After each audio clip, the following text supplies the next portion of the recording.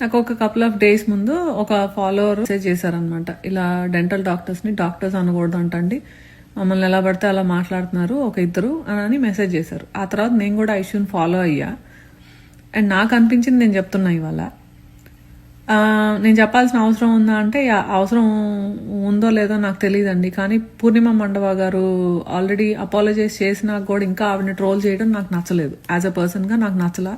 So I just wanted to bring it out and I wanted to talk about this. ఆ 27 seconds ఏదైతే ఆవిడ వేరే doctor పక్కన కూర్చొని ఆవిడ సపోర్టింగ్గా మాట్లాడటం and then whatever she did, she sincerely apologize చేశారు. అది కూడా సోషల్ మీడియాలో coming out of everybody, like బయటకు వచ్చి పబ్లిక్గా ఆవిడ అపాలజీస్ చేశారు. And which is like good thing. Realization is the one thing and then again apology చేయటం అనేది కూడా చాలా గుడ్ థింగ్.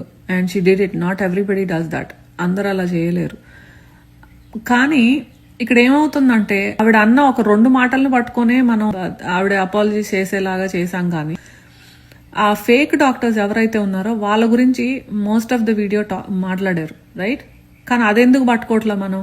అది నిజమే కాదా అని ఎందుకు ఎవరమో దాని గురించి ఆలోచించట్లేదు. ఆవిడ ఏమనింది? ఆవిడ 2 మాటలు 27 seconds ఎక్కువ అయిపోయింది. మిగతా అంత వీడియోని పక్కకు నెట్టేసింది. మిగతా అంత వీడియోలో చాలా పాయింట్స్ ఉన్నాయి about like fake doctors, how the victims are suffering అనేది. Why don't we see that?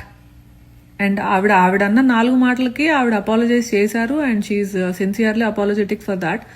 But why don't we focus on rest of the things? ఆవిడ ఇప్పుడు అంత అపాలజీ చేసినా కూడా అంత ట్రోల్ చేయటం అసలు ఆమెకి ఏం అవసరం అండి? బయటకు వచ్చి ఇవన్నీ చేయటం. ఎవరో మనుషులు బాధపడుతున్నారు, వాళ్ళని ఎలా అయినా కాపాడాలి అనే వీళ్ళే కాదు, ఇంకా ఫ్యూచర్లో ఇంకా చాలా మంది ఇబ్బంది పడతారు, వాళ్ళని కూడా కాపాడాలని ఒకే ఒక జెన్యూన్ కాజ్ తోటి వచ్చారు ఆవిడ. Genuine thought and it is like helping others. ఆవిడని పట్టుకొని అంత ట్రోల్ చేయటం అనేది I don't feel good. I think we need to stand with her.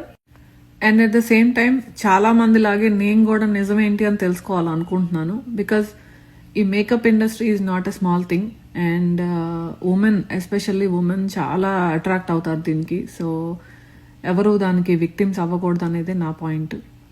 దీన్ని తప్పుదావ పట్టించకుండా ఆవిడని సపోర్ట్ చేయటం మూలాన నిజాలన్నీ బయటకు వస్తాయని నేను నమ్ముతున్నాను. నా పాయింట్స్ నేను పెట్టాలనుకుంటున్నాను. అందుకే ఈ వీడియో. Thank you.